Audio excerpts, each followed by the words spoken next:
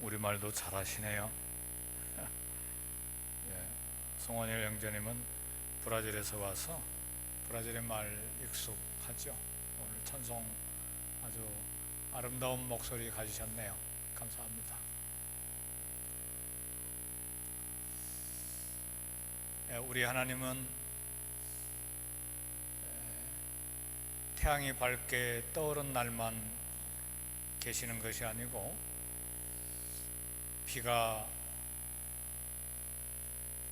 억수처럼 쏟아지는 날에도 계십니다. 우리 하나님은 따뜻한 봄날에만 계시는 것이 아니고 온 세상에 얼어붙은 정말 추운 한겨울에도 계십니다. 이처럼 하나님이 어느 때든지 살아 계시기 때문에 우리는 감사할 수 있습니다. 좋은 일만 있을 때 하나님이 계시는 것이 아니고 어려운 일이 있을 때도 하나님이 여전히 살아 계십니다. 따라서 좋은 일, 따뜻한 날, 그리고 밝은 태양이 있을 때만 감사하는 것이 아니라 추운 날에도, 비가 억수처럼 쏟아지는 날에도, 또 고통스러운 날에도 우리가 하나님께 감사할 수 있습니다. 여전히 하나님은 살아계시고 우리의 삶의 길을 인도하시는 하나님이시기 때문에 그렇습니다. 그래서 어려운 문제로 염려하고 걱정하고 잠을 자지 못하는 그런 순간들이 있지만 여전히 하나님 살아계셔서 내 삶을 선한 길로 인도하고 계시기 때문에 우리는 감사하는 믿음을 표현할 수 있어야 됩니다. 그래서 우리가 능히 잘 아는 성경 구절 있지요. 아무것도 염려하지 말고 오직 기도와 간구로 너희 구할 것을 감사함으로 하나님께 아뢰라. 그래야 모든 지각이 뛰어난 하나님의 평강이 너희 마음과 생각을 지키시리라.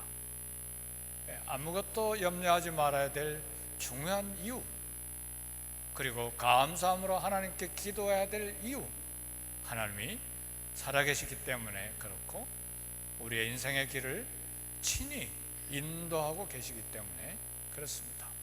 그래서 오늘 이 아침에 팬데믹 보내는 기간 동안 긴장하고 염려했지만 이 팬데믹이라고 하는 무서운 강과 삭막한 사막을 건너오게 하신 하나님, 과연 이사야의 고백대로 우리를 안아주시고 업어주셔서 평생 동안 여기까지 오게 하신 하나님 앞에서 감사할 수 있기를 바라고, 오늘 본문을 통해서 내 길을 인도하시는 하나님 앞에 어떤 신앙 고백을 하면서 살아가야 될지를 새롭게 결단할 수 있기를 원합니다. 어제는 우리 한국이 6.25 사변을 겪은 지 72주년이 되는 그런 날이었습니다. 1950년 6월 25일 날 남북 전쟁이 일어났고, 남한과 북한의 전쟁으로 끝나지 않고 중국, 러시아가 합하고 북한이 합하고, 그리고 한국과 미국과 유엔 16개 나라가 전쟁을 3년 동안이나 치렀습니다. 이 전쟁을 통해서 남북한 유엔군 그리고 백성들이 137만 명이 죽었습니다. 우리 한국 군인들, 한국 백성들도 많이 죽었지만 북한 군인들과 북한 백성들이 여러 배 많이 죽었고, 미국 군인들도 거의 3만 5천 명이 죽었습니다. 한번 전쟁이 일어나면 그야말로 온 강산이 다 파괴되고 처참한 그런 폐허가 될 뿐만 아니라 굶주림과 그리고 전염병이 몰아치게 됩니다. 이렇게 험악한 세월을 보낸 우리 민족 하나님께서 불쌍히 여기셔서 우리 민족의 걸음을 여기까지 걷게 하셨는데, 오늘 한국이 전 세계 191개 국가 중에서 경제적으로 10대 강국이 됐습니다. 저절로 된 것이 아니고 하나님의 특별한 은혜, 부어주신, 쏟아주신 복을 통해서 여기까지 인도하신 하나님의 은혜였습니다. 우리는 여기에 대해서 감사하고, 그리고 우리 한국 민족에 주신 복에 대해서 어떤 책임을, 어떤 의무를 가지고 하나님 앞에 살고 또 이 땅의 여러 백성들 앞에서 책임을 다해야 될지를 생각해야 합니다. 이것을 잃어버릴 땐 하나님 앞에 교만하고 또 불평하고 원망하고 불순종의 길을 살다가 그리고 하나님께 꾸지람 들을 수밖에 없는 그런 나라로 전락할 수가 있습니다.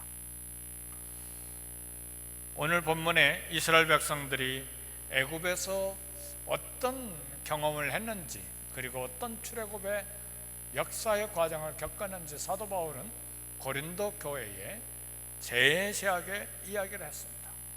애굽에서 노예 생활로 고통스러운 세월을 보내는데 하나님께서 이스라엘을 당신의 백성으로 삼으시고 모세라고 하는 지도자를 보내셔서 노예에서 해방시켜 주셨습니다. 그리고 이스라엘 백성들은 홍해가 갈라지는 기적을 체험했고, 난생 처음으로 애굽 제국의 군대의 시체가 바다에 널려 있는 것을 눈으로 보게 됐습니다. 백성들이 광야에 나왔지만 먹을 것과 마실 것이 없었습니다. 하나님께서 놀랍게도 하늘에서 만나를 내리시고 바위에 물이 강처럼 흐르게 만드셔서 장정만 60만 명, 남녀노소 합하면 200만 명으로 계산되는 백성들을 날마다 먹이시되 40년간이나 먹이시고 입히시고 광야를 인도해 주셨습니다. 사랑하는 성도 여러분, 하나님은 이스라엘 백성들 뿐만 아니라 오늘 하나님의 모든 자녀들의 삶을 이처럼 하루하루 평생 동안 인도하고 계십니다. 하나님께서 갑자기 우리를 부자로 만들어 주시지는 않습니다. 그러나 우리의 필요를 미리 아시고 먹을 것과 마실 것 준비하시고 공급하십니다. 우리 하나님의 사랑은 말로만 사랑하시는 것이 아니고 먼 우주의 하늘나라에서 그냥 말씀만 하시는 것이 아니고 실제 우리 삶의 현장 속에 찾아오셔서 저와 여러분들 하나님 사랑이 무엇인지를 이렇게 보여주시고 인도하고 계십니다. 지금도 하나님은 우리 기도에 귀를 기울이시고 필요를 채우시고 때로는 훈련하시고 연단하시는 과정도 있지만 고난과 좋게 비교할 수 없는 하나님의 영광을 우리 삶 속에 보여주시고 최종적으로 하늘나라에서 우리에게 온전한 구원을 완성시켜 주시는 은혜를 얻게 하십니다. 이런 하나님의 축복에 대해서 평생에 주께 감사하고 우리 주님께 순종하고 그 축복에 대해서 책임과 의무를 다하는 삶을 결단해야 될 것입니다.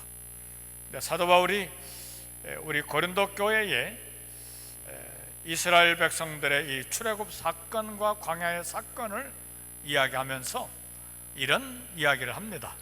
고린도전서 10장 5절에 보니까 다수를 많은 백성 경계해라. 그들의 다수를 기뻐하지 아니하셨으므로 그들이 광야에서 멸망을 받았느니라. 이렇게 5절에 말씀했습니다. 이스라엘이 분명히 하늘에서 만나가 내리고 바위가 터져서 생수를 마시는 어마어마한 기적을 베푸시고 인도하셨는데 하나님께서 이 출애굽한 백성들의 대부분을 기뻐하지 않으셨다. 이게 무슨 말입니까? 하나님께서 이 장정 다수 20세 이상의 어른들을 기뻐하지 아니하신 이유는 다수가 범한 죄와 관계가 있습니다. 왜냐하면 이스라엘의 다수가 조직적으로 하나님께 불평하고 불순종한 그런 삶을 광야에서 보냈기 때문에 그렇습니다. 바울은 고린도 교회에 왜 구약성경 출애굽기의 이야기를 하고 있습니까? 하나님께서 고린도 교회에도 부어주신 은혜가, 부어주신 은사가, 부어주신 복이 부족함이 없을 정도로 많았는데 고린도 교인들이 하나님을 기쁘시게 하지 못하고 교회 안에 분쟁과 다툼으로 가득 채웠습니다. 광야에서 범죄한 이스라엘이나 고린도 교인 너희들이나 하나도 다를 것이 없다, 그 이야기를 하고 있는 것입니다. 고린도 교인들은 예수님을 믿음으로 구원을 받았습니다. 죄에서 해방을 받았습니다. 그리고 광야에서 출애굽한 이스라엘 백성들이 얼마나 큰 축복을 받았느냐? 구름 아래로 홍해바다를 지남으로써 하나님으로부터 세례를 받았다고 말해요. 그리고 반석에서 생수를 마신 것은 신령한 음료를 받아 마셨다. 그러니까 예수 그리스도를 통해서 구원을 받았다는 것을 말합니다. 다시 말하면 하나님의 은혜로 출애굽한 이스라엘 백성들이 구원을 받았는데 망했다. 광야에서. 고린도 교인 너희들도 예수 그리스도를 믿음으로 말미암아 죄에서 해방받고 구원받았다. 그래서 예수님을 믿음으로 구원을 받았기 때문에 한 번 구원받은 이상 그 부르심과 구원은 결코 취소되지 않는다. 그런데 문제는 바울이 이야기하고 싶은 것은 이스라엘 백성들이 그렇게 구원을 받았지만 범죄한 이스라엘이 광야에서 망했다. 그런 것처럼 고린도 교인 너희들도 구원받았지만 망할 수 있다는 경고를 하는 것입니다. 다수를 경계해야 된다고 말했습니다. 그 말은 다수가 다 옳은 것이 아니라는 말이에요. 소수라고 틀린 것이 아니라는 말입니다. 우리 미국에 공화당과 민주당이 있어요. 한국에도 양당이 있습니다. 여러 당이 있는데 국회에서 국회의원 수가 많다고 다 옳은 것을 결정하는 것이 아니죠. 수가 많기 때문에 잘못된 것을 결정해서 나라가 힘들게 되는 경우도 있습니다. 하나님은 노아 시대 때 살았던 수많은 사람들 다수의 방종 때문에 홍수로 심판하시고 소수인 노아 가족 한 가족만 구원하셨습니다. 북쪽 이스라엘 다수가 바알을 섬길 때 하나님은 한 사람 엘리야의 기도에만 응답을 하셨습니다. 그러니까 다수가 다 옳은 것이 아니라는 말입니다. 그래서 사도 바울은 로마서 12장 2절에 너희는 이 세대를 본받지 말고 오직 마음을 새롭게 함으로 변화를 받아 하나님의 선하시고 기뻐하시고 온전하신 뜻이 무엇인지를 분별하라.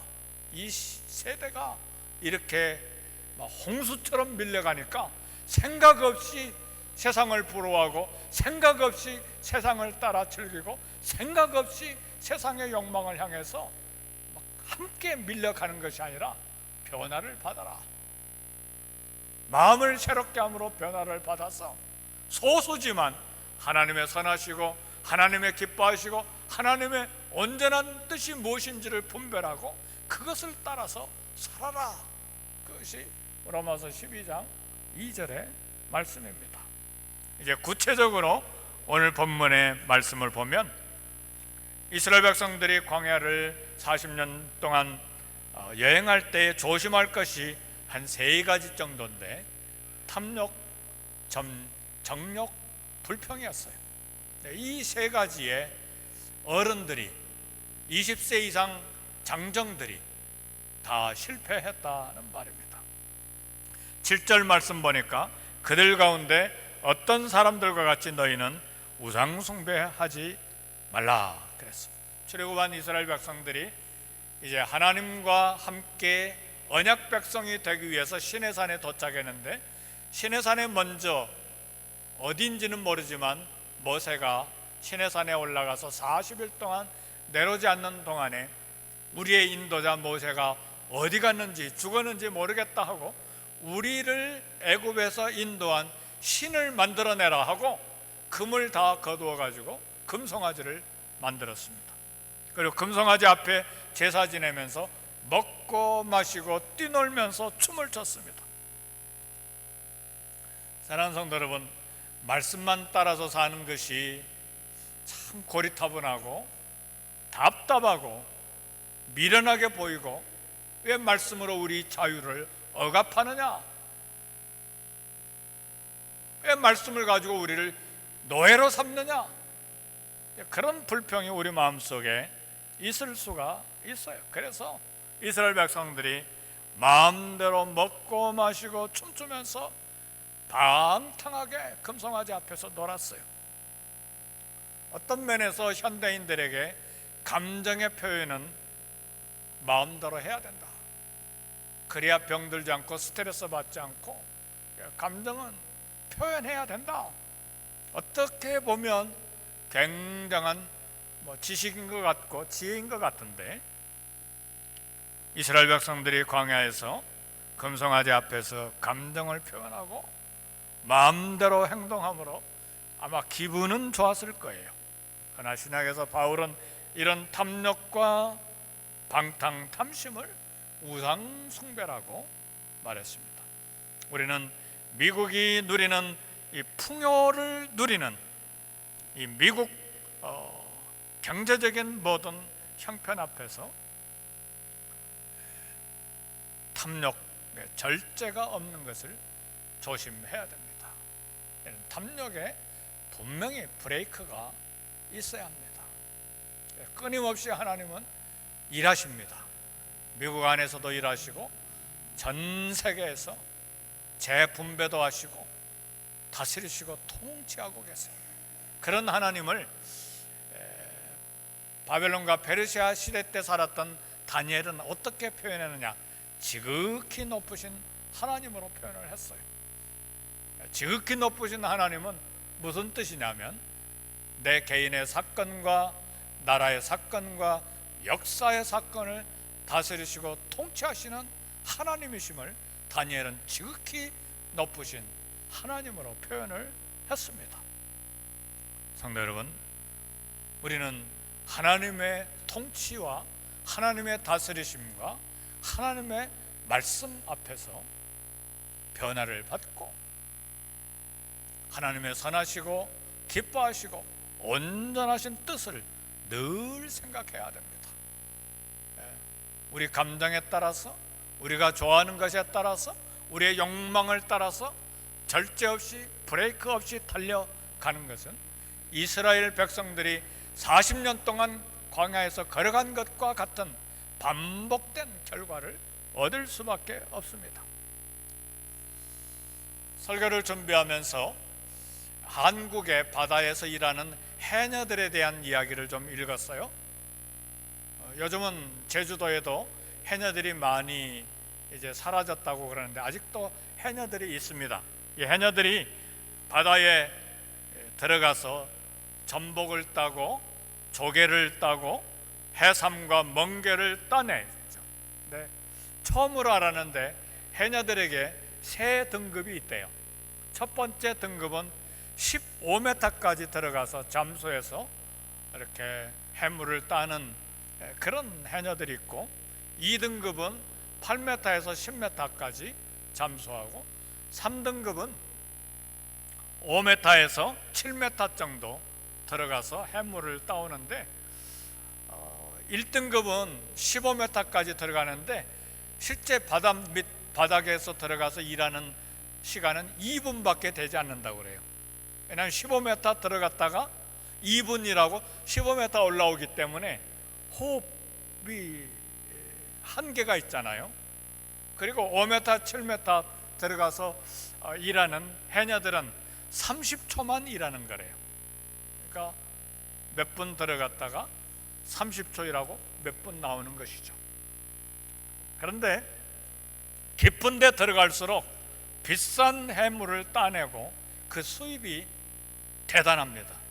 근데 해녀들이 바다에서 목숨을 잃는 때가 있는데 원인은 무엇인가? 읽어보니까 욕심 때문이래요. 무슨 욕심인가?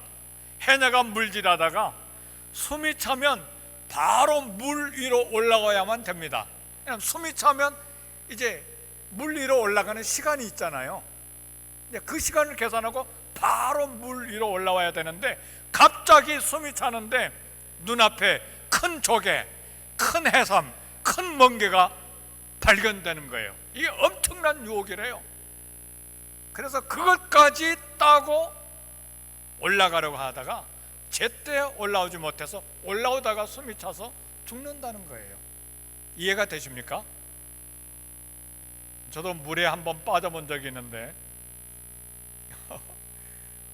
물속에 들어갔다가 올라오는데 시간이 걸리는 것을 굉장히 두려웠어요. 욕심이 문제예요. 모두 다 욕심, 탐욕을 부리다가 목숨을 잃는 경우들이 생깁니다. 이스라엘 백성들이 광야 생활 마지막에 발람을 통해서 성적 유혹을 받았어요. 정욕을 이기지 못하고 모압 여인들과 성적인 관계를 갖다가 오늘 말씀 보니까 23,000명이 죽었다 그랬습니다. 우상숭배인 탐욕, 정욕 절제하지 못한 방종의 결과들입니다. 두 번째로 오늘 10절의 말씀 보니까 그들 가운데 어떤 사람들이 원망하다가 멸망시키는 자들에게 멸망하였나니 너희는 그들과 같이 원망하지 말라. 어떤 주석학자의 출애굽 역사에 대한 광야 40년 이스라엘 백성들의 생활에 대해서 이야기를 하는데 그런 이야기를 읽었어요. 이스라엘 백성들이 광야에서 불평한 것은 그 정도 불평한 것은 굉장한 믿음이었다고 그렇게 이야기를 해요. 왜냐하면 불볕더위가 살인적이기 때문에, 밤의 추위가 살인적이기 때문에,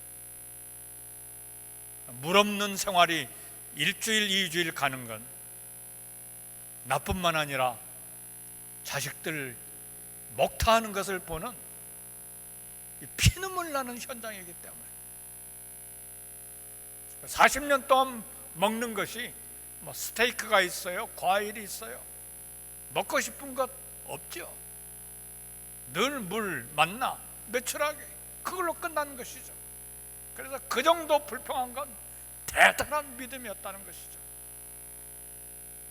광야 40년의 생활이라고 하는 건 우리의 요즘에 사는, 이 땅을 사는, 미국 이민 생활에서 사는 데 불평하는 것 비교하면 하늘과 땅 차이예요. 몸을 가지고 있기 때문에 더위가 나면 짜증나고, 우리 집에는 왜 에어컨이 없어? 우리 집에는 왜 이렇게 불편해? 집이 불편한 것들 바꿔주지 않으면 스트레스 받고 원망이 시작되죠.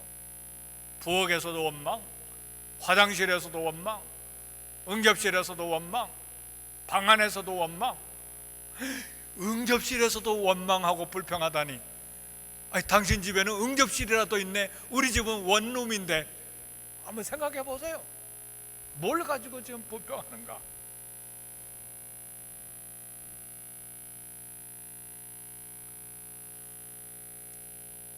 불평을 늘어놓을 때, 조직적으로 하나님께 대항했을 때 불뱀이 물기 시작했습니다.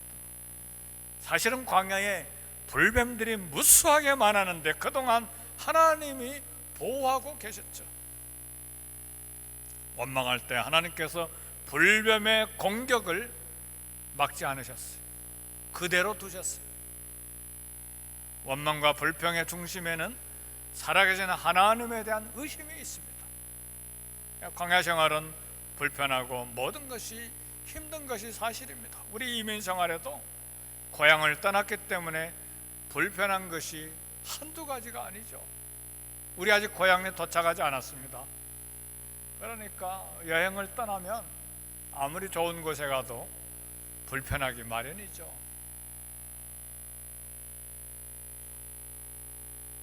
그러나 자세히 보면 사랑하는 성도 여러분, 이민 생활이든 광야 생활이든 자세히 들여다보면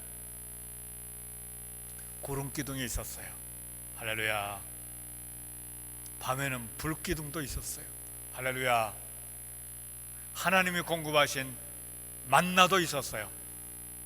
하나님 비상식량도 우리에게 공급하셔요. 우린 지난 2년 동안에 한 사람마다 2,800불인가 3,000불인가 난 계산 잘 못하겠는데 비상식량도 우리 받았어요. 모두 다 받았죠? 안 받으셨나요?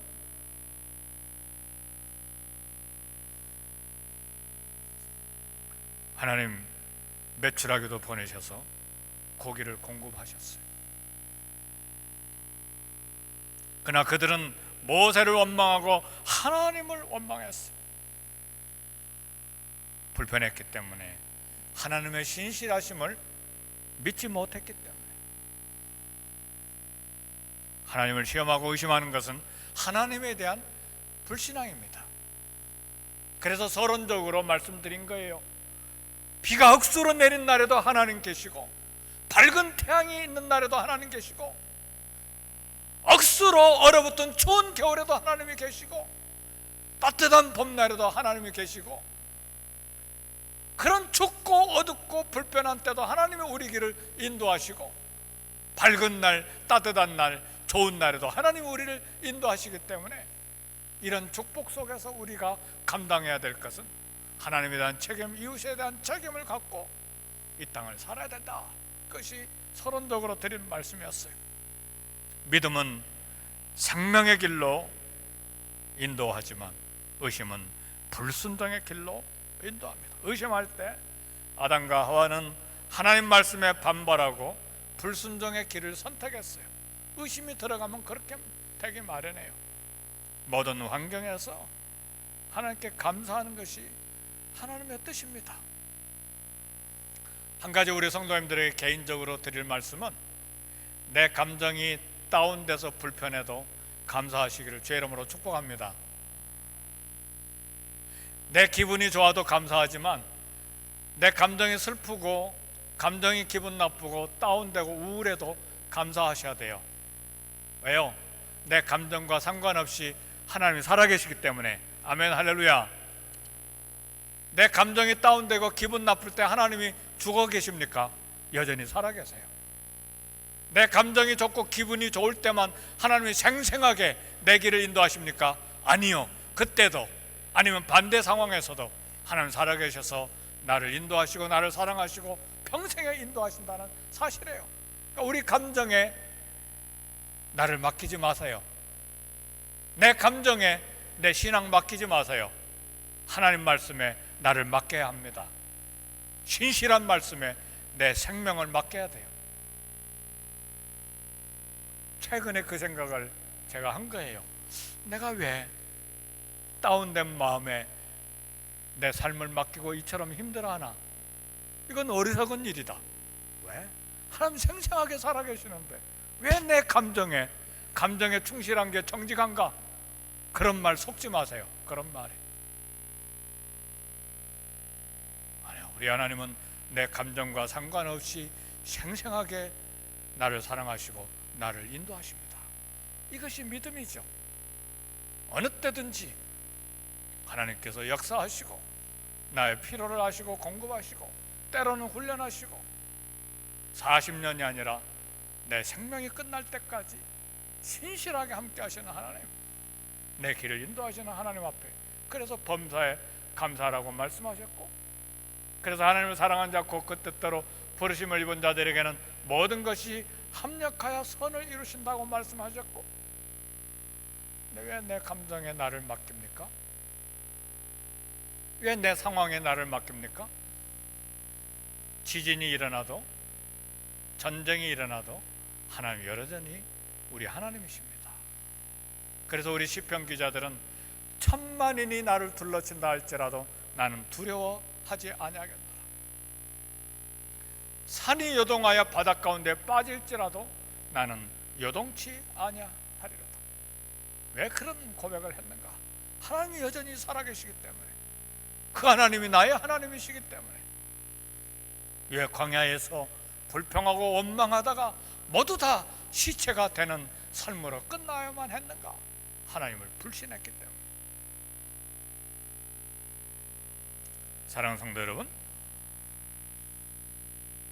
사실은요, 하나님이 이스라엘을 60만 혹은 200만 출애굽시킬 때 이미 먹을 양식과 물은 다 준비해 놓으셨습니다. 아멘, 할렐루야. 저와 여러분을 미국으로 한 사람 한 사람 부르실 때에 저와 여러분과 자녀들 먹을 것과 마실 것 이미 준비해 놓으셨습니다. 왜 이렇게 아멘이 없을까요?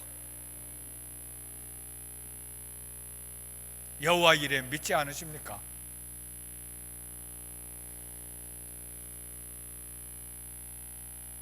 미국에서 살면서 미래를 알지 못하고 정신없이 우리가 살아오고 있는데, 그래서 이 땅을 사는 동안에 재리의 유혹 받지 마시고 세상 염려에 함몰돼서는 안 돼. 함몰된다는 건 푹 들어가는 걸 말하잖아요.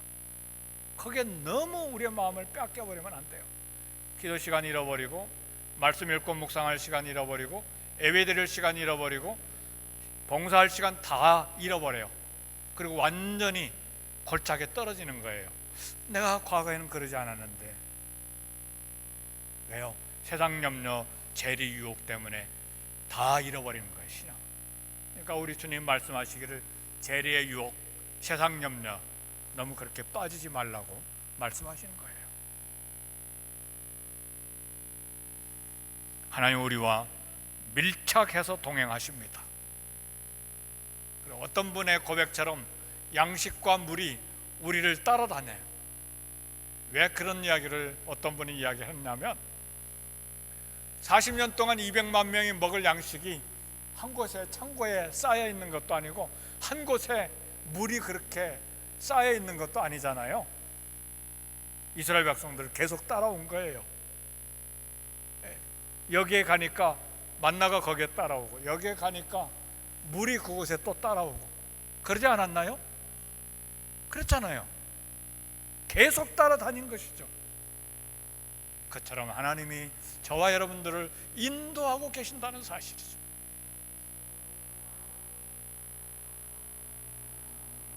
우리가 구하기 전에 필요한 것 무엇인지 다 알고 계십니다. 우리는 불편한 환경 때문에 쉽게 의심하고 쉽게 불평합니다. 내 마음에 맞지 않거나 내 생각과 다르거나 내 뜻과 다르면 불평하죠. 하나님께서 중요하게 생각하시는 것은 내가 하나님을 신뢰하느냐, 그 말이에요. 우리 하나님은 우리가 어린 나이와 같이 하나님을 의지하고 순종하는 것을 기뻐하십니다. 왜 출애굽한 60만 명의 어른들이 여호수아 갈렙 두 사람 외에는 다 광야에서 죽었는가? 그리고 왜 20살 이하의 어린아이들만 다 가나안 땅에 들어갔는가? 하나님을 믿는데 어린아이와 같아야 됐고 목자를 따르는 양이 되어야 했는데 어른이 됐다, 그 말이죠. 어른 행사를 했다는 말이에요. 양은 목자가 광야 어디로 가든지 의심 없이 불평 없이 따라갑니다. 어린아이들은 엄마가 어떤 사막과 광야를 데려가도 의심 없이 평안합니다. 그래 어떤 시편 기자는 그런 이야기를 했죠. 내 영혼으로 고요하고 평안케 하기를 젖된 아이가 어미 품에 있음 같게 하였나니 내 영혼이 젖된 아이와 같도다. 왜요? 하나님을 신뢰하는 신앙 고백이죠. 결국 이스라엘 어른들이 실패한 것은 양이 되는데 실패했기 때문에 그래요. 이스라엘이 실패한 것은 어린아이가 되는데 실패했기 때문에 그렇습니다. 하나님 우리를 보시는 관점이 있습니다. 하나님 보시는, 중요하게 보시는 관점은 내가 어린아이가 되는데, 양이 되는데 성공했느냐. 그래서 믿음이 깊어지면 깊어질수록 신앙생활이 수십 년 이렇게 경험이 쌓이면 쌓일수록 더 양이 되고 더 어린아이가 되어야 합니다. 어른이 되면 안 돼. 양은 수십 년간 이빨을 갈고 닦고 발톱을 갈고 닦아도 이빨 양 안 생겨요. 양은 양입니다. 그리고 우리는 하나님 앞에 어린 양입니다. 순결한 어린 양, 순결한 어린아이가 되는데 우리 신앙생활에 중요한 목표가 있습니다. 의심 없이 믿으면 어린아이의 믿음을 갖는데 성공합니다. 주님의 어린 양이 되면 시험을 이기게 하시고 감당할 만한 시험을 주시고 시험 피할 길도 주십니다. 신앙생활은 내 경험, 내 지식, 내 생각을 믿는 것이 아닙니다. 신앙생활은 하나님 말씀을 따르고 하나님 말씀을 의지하고 하나님께 순종하는 것이 신앙생활입니다. 우리 하나님은 우리 인생 미리 앞서 가셔서 장막 칠 것을 찾으시고 불뱀도 막아주세요. 제가 좋아하는 성경 구절이에요. 우리 하나님은 이스라엘 백성들이 한 곳에 도착하기 전에 미리 앞서 가셔서 장막 칠 곳을 찾아주세요. 할렐루야. 그렇게 간증하시는 분들이 많이 있었으면 좋겠어요. 우리 하나님은 미리 앞서 가셔서 쉴 곳도, 모세가 쉴 곳 찾아놓은 것이 아닙니다. 구름기둥, 불기둥이 미리 앞서 가셔서 장막 칠 곳을 준비해 주셨습니다. 그래서 모세에게 주신 하나님의 위대한 말씀이 있는데, 간절히 기도했을 때 하나님이 모세에게 주신 말씀이 있어요. 내가 친히 가리라. 히브리어 원어의 뜻은 내 얼굴이 가리라. 내 얼굴이 가리라는 뜻은 내 존재가 가리라. 그게 내가 친히 가리라는 말씀이에요.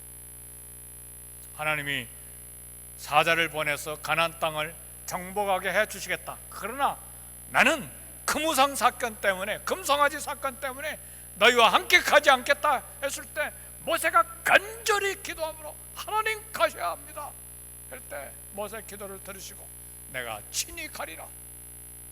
내 얼굴이 가리라. 내 존재가 가리라. 이 약속의 말씀은 오늘 저와 여러분들에게 주신 하나님의 약속의 말씀입니다. 내 길을 인도하시는 하나님의 약속의 말씀입니다. 하나님께서는 계속해서 약속의 말씀대로 우리의 삶을 인도하십니다. 따라서 믿음으로 살고 순종함으로 살고 감사함으로 살고 그런 믿음으로 교회를 섬기는 저와 여러분이 되시기를 주의 이름으로 축복합니다.